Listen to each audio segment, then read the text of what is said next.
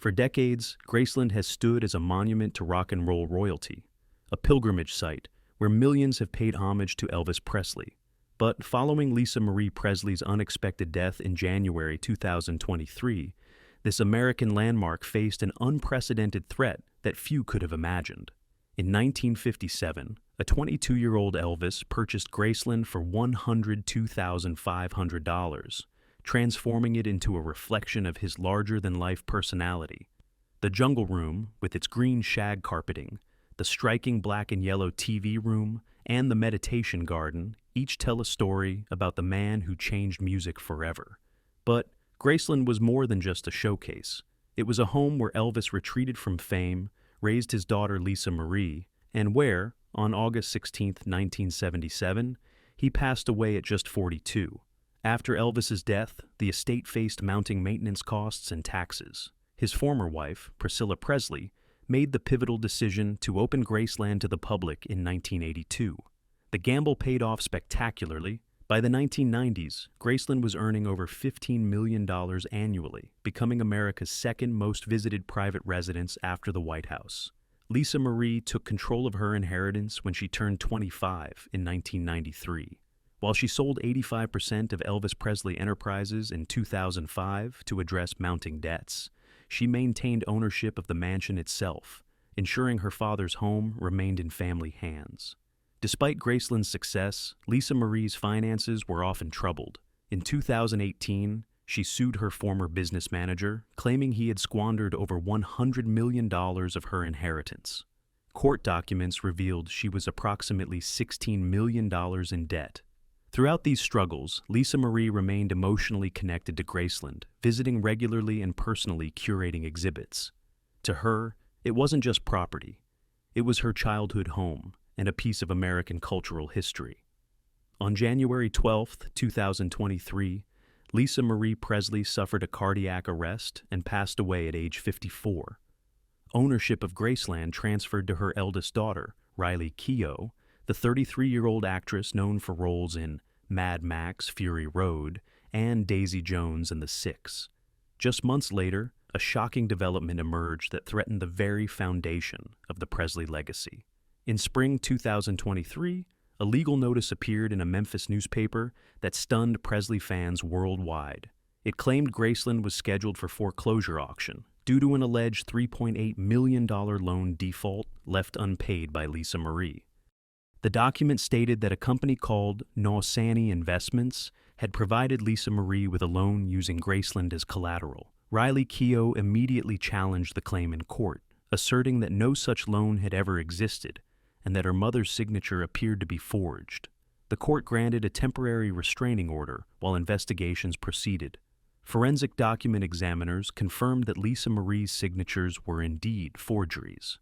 Further investigation revealed that Nosani Investments wasn't registered with any financial regulatory bodies. Its listed address led to an empty office space, and its corporate filings contained numerous inconsistencies. The FBI's Financial Crimes Unit discovered an elaborate confidence scheme targeting high-value properties with complicated ownership structures, particularly estates in transition following an owner's death. At the center was Diana Nosani, a 53-year-old former paralegal with multiple prior fraud convictions who had spent years researching the Presley estate's vulnerabilities. With Riley's permission, federal investigators searched Graceland thoroughly, including areas typically off-limits to the public. On the second floor, Elvis's private quarters that had remained largely sealed since his death, they found subtle signs of disturbance. In a small anteroom, they discovered what appeared to be a makeshift command center containing forged documents, practice sheets mimicking Lisa Marie's signature, and a USB drive labeled Acquisition Strategy.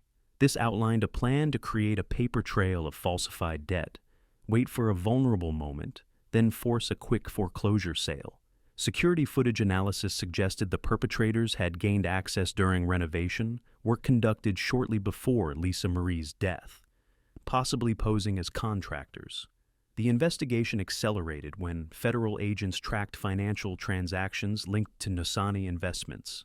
When confronted with mounting evidence, one accomplice cooperated, revealing that Nosani had spent nearly 2 years planning what she called the ultimate score. In July 2023, federal agents arrested Diana Nosani and her accomplices on multiple charges including wire fraud, identity theft, and attempted grand larceny.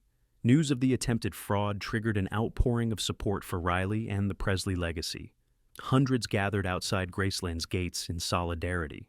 Riley issued a statement that resonated deeply with fans.